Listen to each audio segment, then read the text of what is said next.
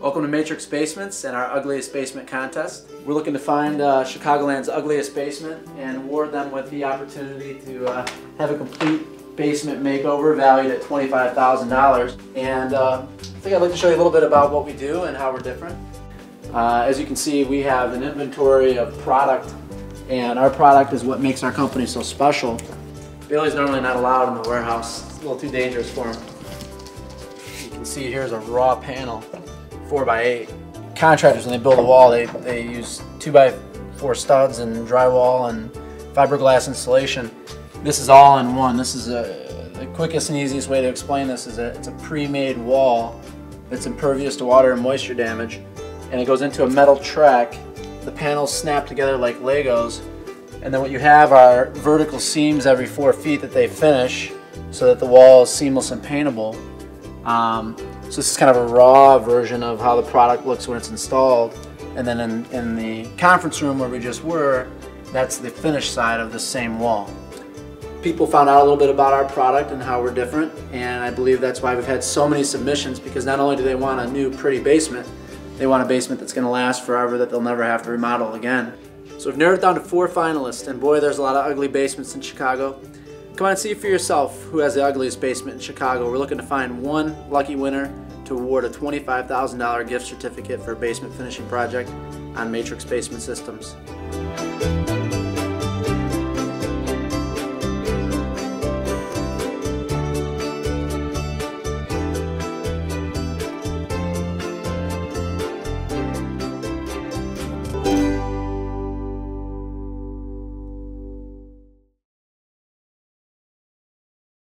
So we were going to finish our basement, but probably it was within maybe a week or two of purchasing the house and moving in, driving on I-290, and we were rear-ended, and all of a sudden we needed a new car.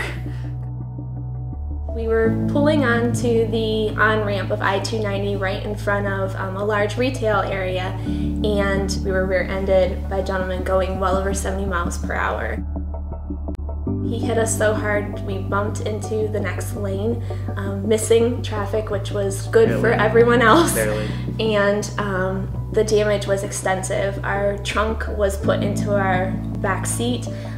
He walked away with no injuries, but I had some pretty sore muscles and a nice black eye, which was hard to explain to the students at school that week. But it was a difficult situation because we're standing on the side of the road looking at our car that's literally crunched, and we weren't going home to see our family who we hadn't seen for months, and really worried about our home, because we knew that, you know, one of the terms was not to make a big purchase, not to you know, spend any more than we've told them about. So it made us very nervous that we were gonna lose more than just our car, but maybe everything else in the process too. So it was a tough day. We think we deserve to win the ugliest basement competition because, I mean, our basement is very ugly, and we think we could definitely utilize this space were it less ugly and nice. You know, for a lot of reasons, this has been, this basement could be used a lot better, but we just haven't been able to yet. We want to show you our basement, so come on down with us. Be careful not to trip on our rugs. We have pieced together the carpet, and that's our way of trying to keep the basement more insulated and warm. And use rugs to cover up a lot of our work here. We have quite a few safety hazards down here. The paint and the tools not being organized the way that they should and too close to the heater. All of our electrical equipment that Dave uses for work is plugged into one electrical outlet that goes into one surge protector here that has to be hidden by the table so you don't trip on the other surge protector down here. This is David's kind of cluttered workspace because we don't really have any other spots to organize the materials.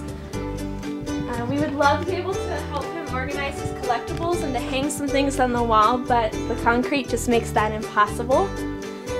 Our lighting is really difficult down here, only having the 3 lights, and this light is the worst of all because it has to give light to the entire L, and it can get pretty dark down here, especially at night.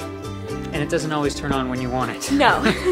And my husband has tried to hide some of our organization and clutter, but behind this piece of fabric is where we've tried to keep our year's worth of mementos and memories, and it just really is quite unsightly behind this wall.